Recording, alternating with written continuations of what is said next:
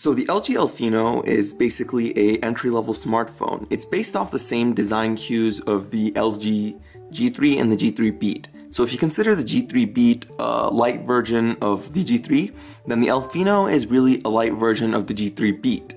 So it's a couple tiers down the G3, so it's definitely not flagship status, and it's pointed at that around $200 smartphone level, which is a bit higher than entry level, but you know, it's still pretty cheap. So starting with first of all the design and feel of the phone, it has a 4.5-inch screen and it actually feels really nice in the hand. It is quite thick, actually it's a bit chunky at around 12 millimeters thick, but that actually gives it a really nice feel in the palm of your hand and it helps you grip it properly. I mean, it feels really nice and the curving on the back of the phone makes it rest in your hand very nicely. With the battery and everything inside it, the phone weighs around 145 grams, which is a bit heavy, but once again, it gives it a stronger and more solid feel, so you feel like you're using a really nice device. It doesn't feel cheap at all. It doesn't have any flexible plastic or, you know, a really smudgy screen. No, everything around it feels pretty well made. It doesn't feel cheap or about to break in your hand at all, so kudos for LG for making that. Now, in terms of the actual screen itself, as mentioned, it's a 4.5-inch screen with Gorilla Glass 3. It also uses, of course, LG's IPS LCD displays, which are really good at reproducing colors, and it actually looks very high quality. I mean, at first glance, you wouldn't think that it is a 480p or WVGA display. Instead, it gives off a feel of at least 720. And even though the PPI is only 207, it feels very nice. I had zero complaints about the display, except perhaps the lack of an auto brightness where I had to adjust the brightness manually, but that's not really an issue. In terms of the actual screen colors and worrying about pixelization, don't. The screen is spectacular. The L Fino launched with Android 4.4.2 or KitKat, and hopefully it'll be updated to Android Lollipop. Currently it only has KitKat, and there has been no news about a confirmation of a Lollipop upgrade, but I'm sure it won't take long as Lollipop has already started rolling out to the G3. So hopefully LG won't leave the L Fino out in the cold. In terms of the software performance running on Android 4.4.2, it was a mixed bag. The software is smooth and there's a lot less lag, definitely, and it feels more refined and polished. With Android 4.4.2 KitKat, apps have to be installed on the phone memory first before being able to transfer them to the SD card. In fact, they aren't completely transferred and there is some residual space left over on the phone memory. And this poses an issue for small memory devices such as the L Fino, which only comes with 4 GB of onboard storage.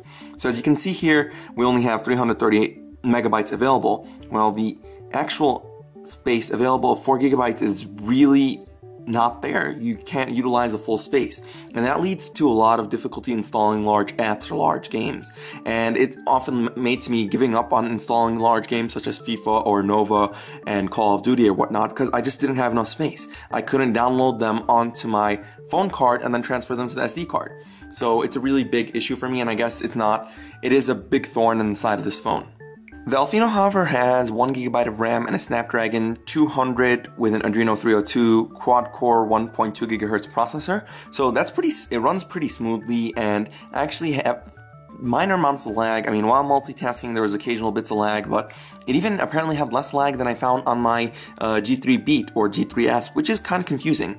The browser worked smoothly, and I only found some stutters during games. You can check out my video of the gaming performance of the L Fino, where games such as Subway Surfer sometimes lagged. Temple Run lagged really occasionally, but it really didn't affect the overall gaming performance. Moving on to the camera, the L Fino has an 8-megapixel camera. It doesn't have the laser autofocus or any of the features found in the G3 and the G3 Beat, but 8 megapixels should get you through the day quite easily, and this is where it gets a bit confusing. The camera itself, taking still images, is really nice. You get some nice, decent quality shots that actually look really nice, even when you blow them up on your computer.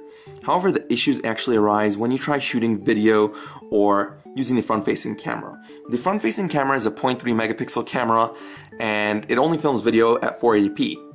Even worse than that, the rear camera also only films video at 480p, and I find that pretty much unacceptable in 2014, almost 2015, where even the lowest end smartphones are able to shoot 720 at least. So 480p is really inexcusable, and it really made me think twice about this device, because everything else besides that device was acceptable given the price range. As we mentioned, this is around $200 phone, so it's really acceptable to make some compromises, but I think sub HD video recording is really too much.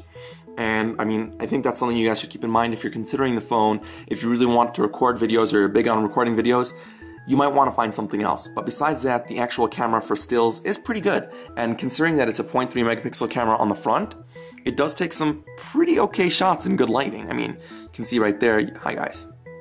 So in terms of the camera performance, the actual stills and images are pretty good. Video, not so much. The battery in the L Fino is a 1900 milliamp battery, and that might not seem like much by today's standards, but given that it's a 4.5 inch screen with not very high pixel density and some good power conservation going on in the processing, it is more than enough to get you through the day, especially since you won't be playing any high power games or really high intense graphic games since you just can't install them on the phone. So I find the battery life more than acceptable for throughout the day. You shouldn't have any problems there. And of course, since it's a user removable battery, you can always switch it out with a bigger battery capacity that you can buy.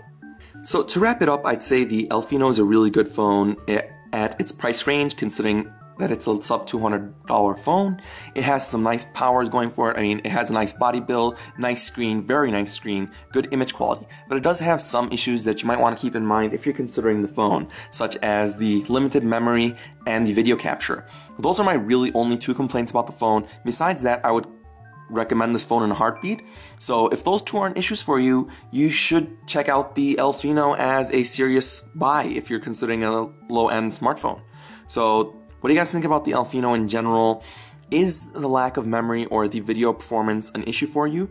If so, let me know down in the comments below. What do you think about it all in general?